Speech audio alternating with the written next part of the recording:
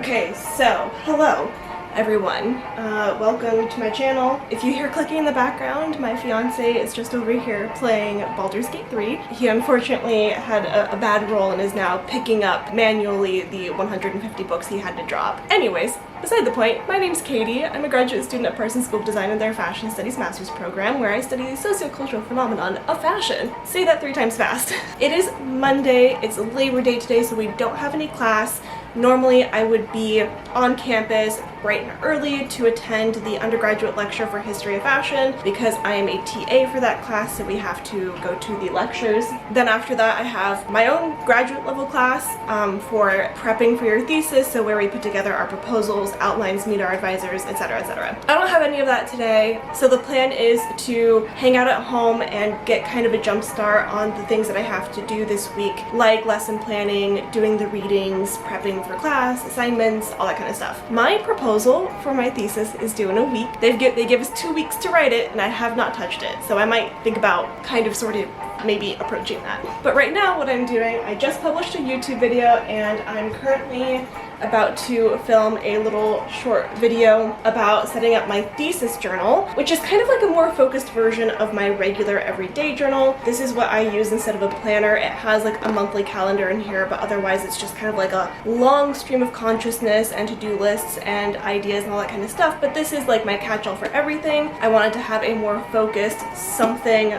for like brain dumping, brainstorming, notes from meetings with my advisor, research notes, all that kind of stuff in one place, so I don't have to filter through all of it in here. So that's what I am currently setting up. And then yeah, the rest of this video will be a little week in my life, but I'm gonna switch over to voiceover Katie so she can walk you through what I'm doing. I always think doing a voiceover is a really good idea until I have to actually go and record the voiceover, and I forget and procrastinate it for weeks, but we're here now. So the thesis journal. This is the journal where I am going to be keeping note of everything that has to do with my thesis. This journal was kindly gifted to me by my future sister-in-law, and I have a couple of sections: my thesis guide, my brain dump, my research notes, my meeting notes, editing notes, and goals for my thesis. So the thesis guide is the guide that my program provides for us, and so I was just copying it down in this notebook. The brain dump is for, again, just dumping any thoughts that I have. Research notes is specifically for when I'm doing my field work. Meeting notes is for me to write down my meeting notes with my advisor. My editing checklist, so I know what needs to be edited from the chapters when I get to that point, and again, the goals that I'd like to accomplish in the course of writing my thesis. Before we get into the next clip, I do just want to warn you guys that I do cry in it. I thought about taking it out because it is a very vulnerable moment, but I decided to leave it in because I was diagnosed with ADHD as an adult when I was 25, and part of documenting my graduate studies journey is that effect of ADHD on my research. So I wanted to share this moment with you to show what it's like, what the process is like, how difficult it can be, and also to offer solidarity to anyone else who's experiencing ADHD as a graduate student. But please be kind, and here's the clip.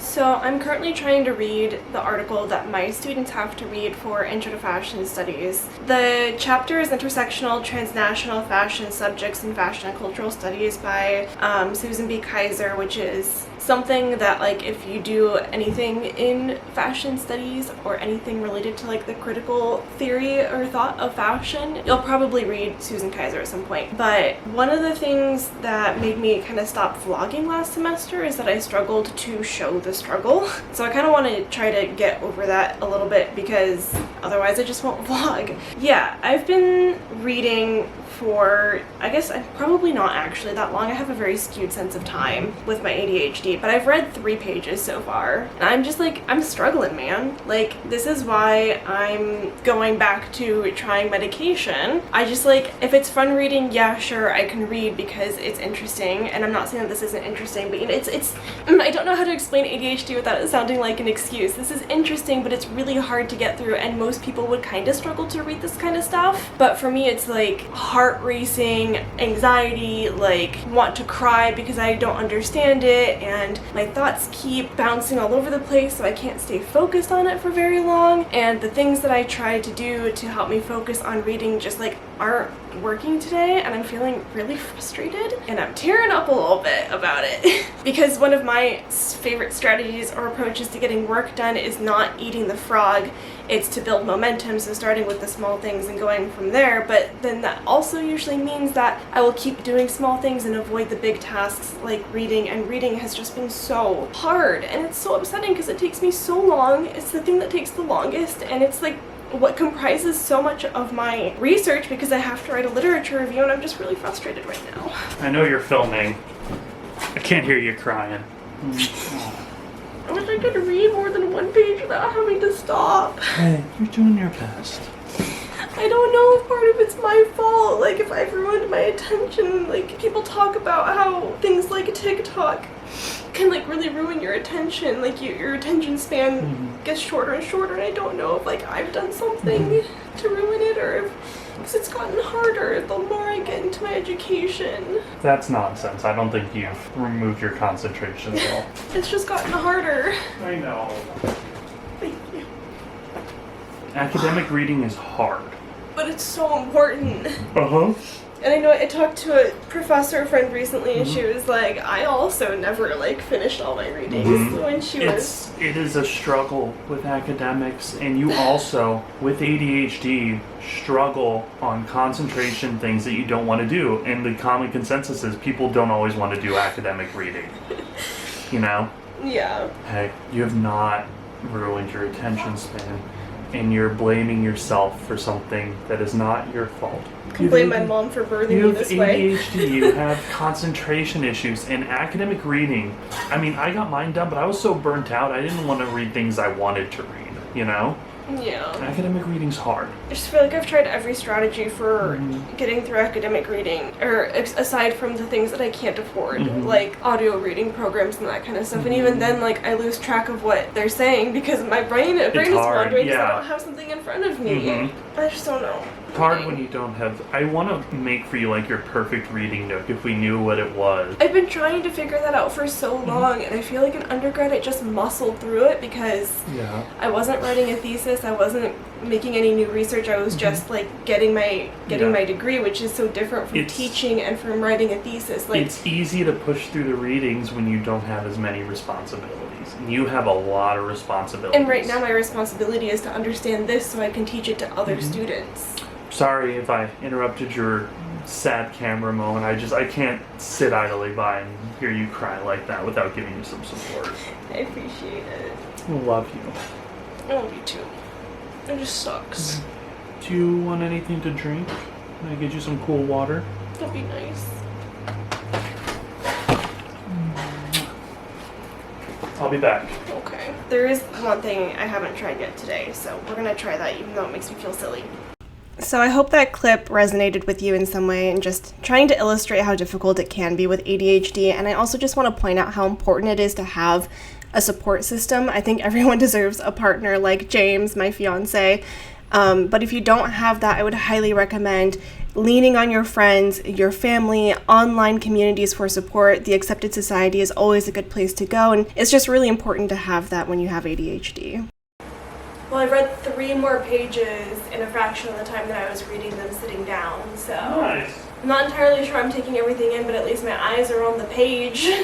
I have gotten through more reading. I'm almost done with that chapter by pacing around while I walked, and James and I were kind of talking about getting a walking pad for under my desk to see if that would help, because I don't really like pacing. I don't mind walking in a straight line, but pacing back and forth gets annoying after a while, and I've thought for a long time that that would be helpful. I just haven't had the funds to buy one, but with my new TA position, I should be able to save up the money to buy like a relatively cheap-ish walking pad, but I also had this idea that if I'm gonna have a walking pad, I don't have a standing desk. This desk does not have any ability to go up or down, and I don't want to have to like be hunched over while I'm reading. So when we were antiquing yesterday, I saw an antique like brass music stand, and I was like, oh, that would be really pretty in my room, and I could use it to hold my iPad while I read and walk. So I went on, that one was way too expensive for us, but I went on eBay, I found one for $100, and I'm going to buy it. I'm super psyched about it. I was trying to justify buying it, but let me show it to you real quick.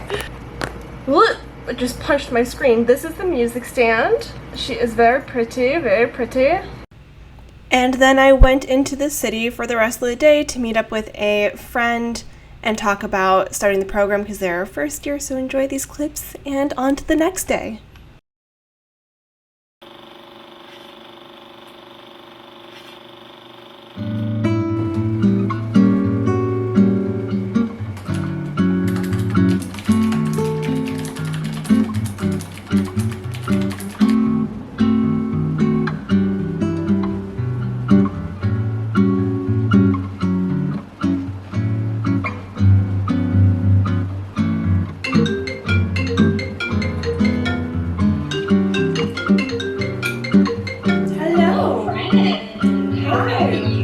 Say hi to the camera. Oh, nice. Hello.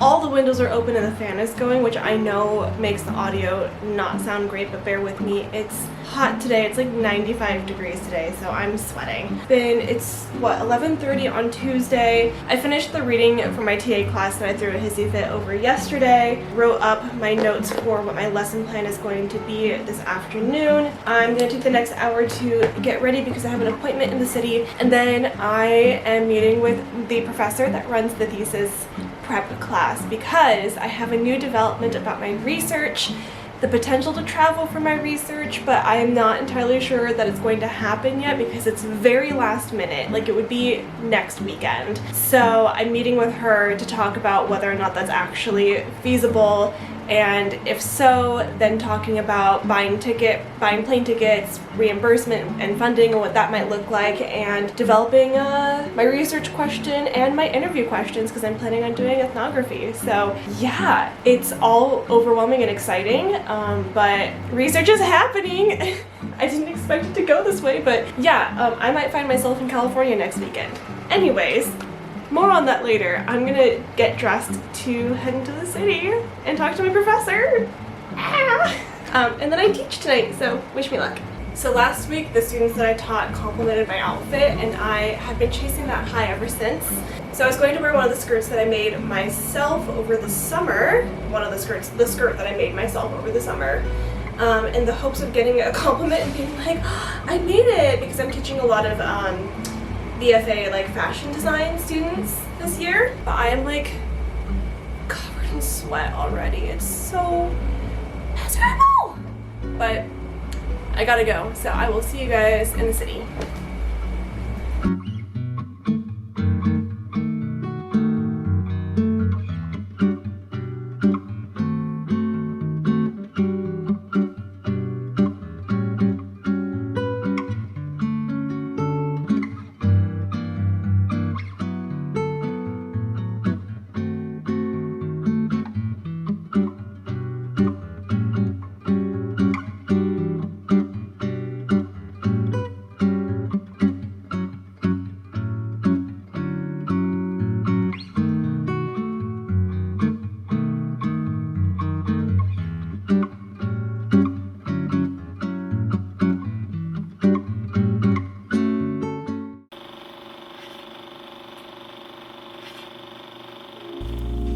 On Wednesday, I literally never had the chance to sit down and speak to the camera. Wednesdays are pretty intense for me. I have class at 10 a.m., again at 4 p.m., and then I teach from 7 to 8 p.m. So I'm pretty much on campus, thinking about school, doing school, teaching, writing, reading, studying, what have you, for the entire day. So it's a little bit hectic and hard to pull out my camera. I also now feel a little self-conscious vlogging on campus. Usually, I'm a bit of a loner, and because of that, I usually feel okay vlogging because people leave me to my devices, and I am just a little bit more comfortable vlogging in that manner. But the new school is very small. I have made friends with my cohort, and I also teach a lot of undergraduates. So people recognize me around campus, which makes me a little more nervous to vlog. It's just, yeah, I haven't gotten used to that yet. So I also was looking at some of my older videos, and vlogging seemed to be a little bit more interesting in like my first semester here because I was so excited and everything was new. And right now my life is pretty routine. Like I'm really focused on developing the literature review for my thesis at the moment, doing my research. So like doing my fieldwork is exciting to show you, but otherwise my life is pretty mundane. And yeah, that was what my Wednesday looked like. On to the next day.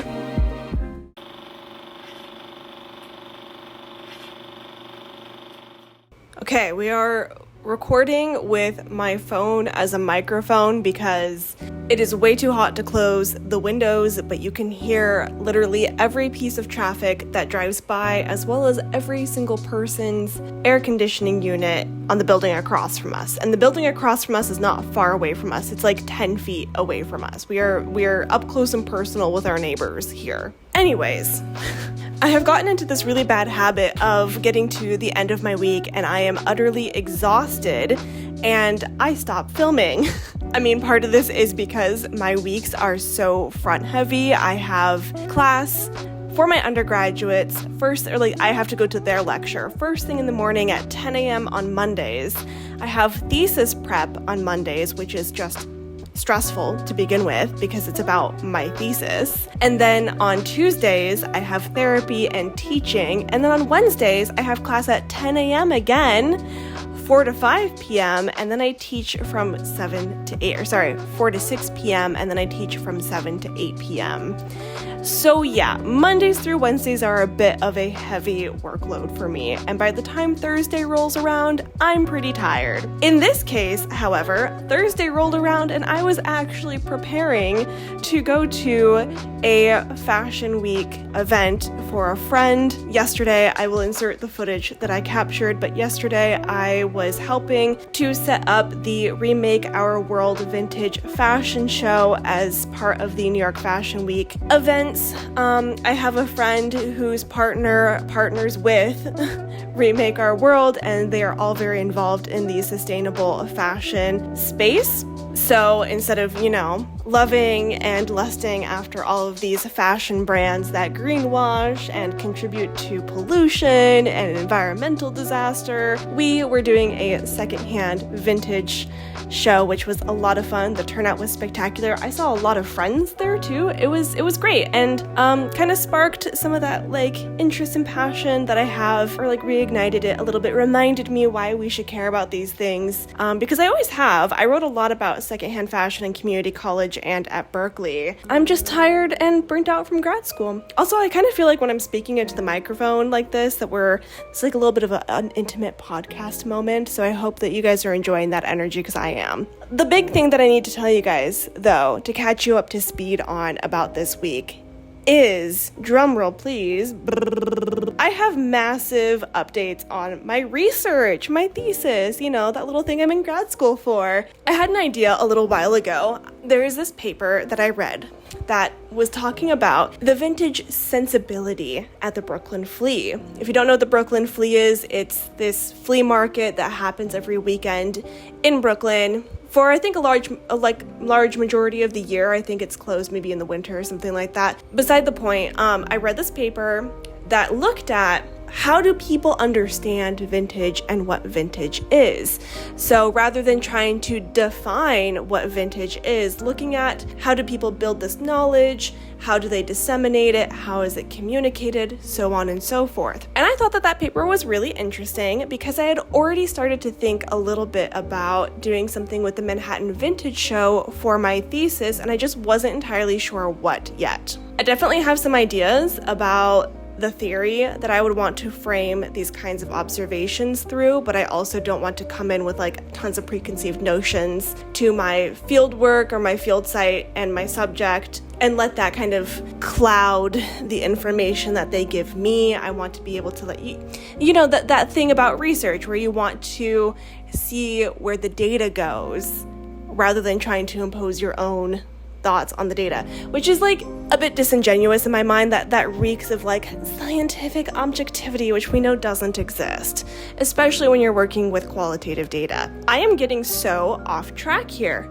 Anyways, I read that paper And I was thinking to myself, yeah, the Manhattan Vintage Show would be great. However, there's another vintage show called A Current Affair. And what's special about this one is that it is organized by the same people, but it happens in 2 different locations. One in Brooklyn and one in Los Angeles, California. Now, if you have spent any time reading about fashion theory or anything about fashion studies, you would know that New York City is very privileged in fashion theory. Part of this has to do with the fact that the program is here in New York, so what is available to us as researchers can sometimes be limited to geographic location. I think that this is something that should be addressed. So I thought it would be really interesting to see how that idea of the vintage sensibility might differ between Los Angeles and New York. The only problem with that is that the current affair that takes place in Los Angeles is next weekend. Like, funding applications for graduate student research don't open until like the end of September and isn't awarded until like November. So, bit of a tight timeline here. I spoke to a lot of professors about this idea because I was like, listen, if I'm going to do this, it is a lot of money. I have it,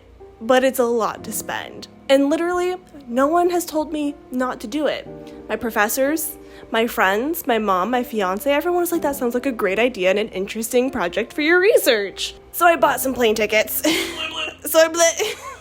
Sounding like a Bobby Hill over here. So I bought some plane tickets to Los Angeles for next weekend. So yeah, I'm going to A Current Affair in Los Angeles. I haven't submitted my research proposal. I don't have methodologies. I don't even have interview questions. Yeah, so I'm kind of freaking out a little bit because I have never actually gone and done ethnographic observation on my own out in the wild, wild west. I've only ever done it like as a classroom exercise with other students, like my classmates. I have some reading to do. I have some writing to do. I have some literature review that I desperately have to do. Yeah, just research things. That's so stupid. Those are my big updates though. I was in New York, I helped with an event for New York Fashion Week, and I'm going to be going on a little research trip next weekend, which you guys will definitely be coming along the ride for. James is also coming. Yep, that's what happened this week. Stay tuned for next week, and I will see you guys in the next video. Bye!